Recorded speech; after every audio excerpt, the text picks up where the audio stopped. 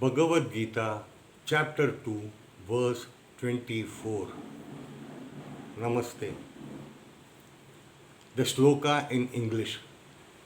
This soul is said to be unbreakable, insoluble, cannot be burnt, and cannot be dried. It is everlasting, all pervading, unchangeable, immovable, and eternally the same. Unquote.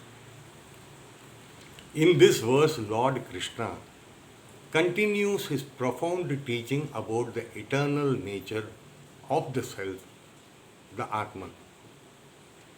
Arjuna has been troubled by the thought of killing his loved ones in battle. But Krishna patiently explains that the real essence of a person is not the perishable body but the imperishable soul. Krishna describes the Atman here with a series of beautiful attributes that lift it beyond all material limitations. He says that the soul is unbreakable. No weapon, no sword, no spear can ever cut it into pieces. This is not just a poetic idea. It signifies that the soul is indivisible, a complete wholeness. It cannot be fragmented by time, by death, or by circumstances. Next, he says the soul is insoluble. Water, which can erode the hardest rocks over centuries, has no power over the Atman. It cannot be dissolved, diminished, or washed away. The Atman exists independently of any physical elements. Krishna continues, it cannot be burned. Fire, which consumes everything in its path, wood, metal, even entire forest, has no effect on the soul. Flames may destroy a body, but they can never touch the inner reality. And it cannot be dried by the wind. Just as water and fire fail, even air, which dries rivers and turns fertile lands into deserts, cannot affect the soul. The Atman is beyond all natural forces. Thus, Krishna declares the Atman to be everlasting, all-pervading, unchangeable, immovable, and eternal. Let's reflect on these one by one. Everlasting.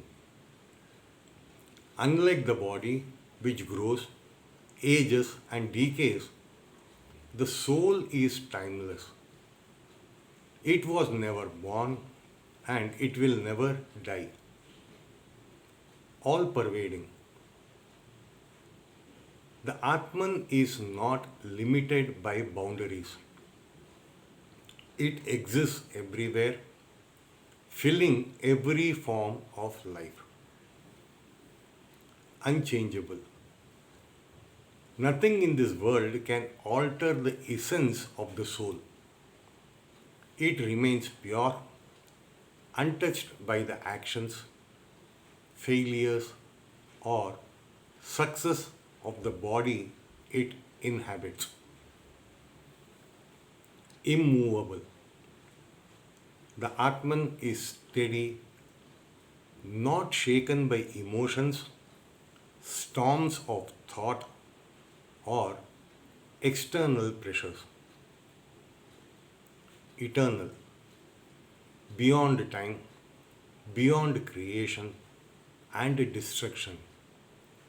The Atman simply exists forever. The power of this verse lies in the reassurance it gives. When we deeply internalize these truths, fear begins to dissolve. Fear of loss, fear of death, fear of failure. All these arise because we identify only with the body and the temporary world. Krishna reminds Arjuna and us that our real identity is untouched by all these changes. This teaching is not abstract philosophy alone. It has a very practical effect. Imagine facing a great challenge in life: loss of health, loss of wealth, or even loss of a loved one.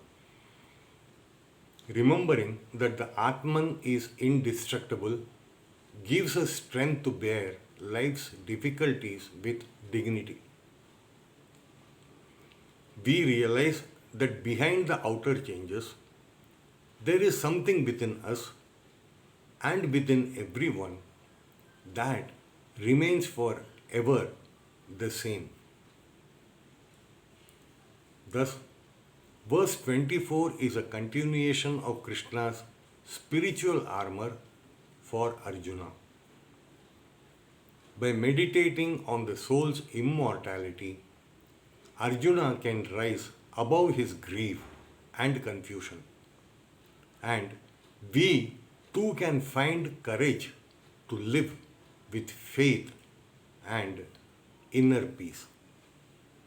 Jai Sri Krishna.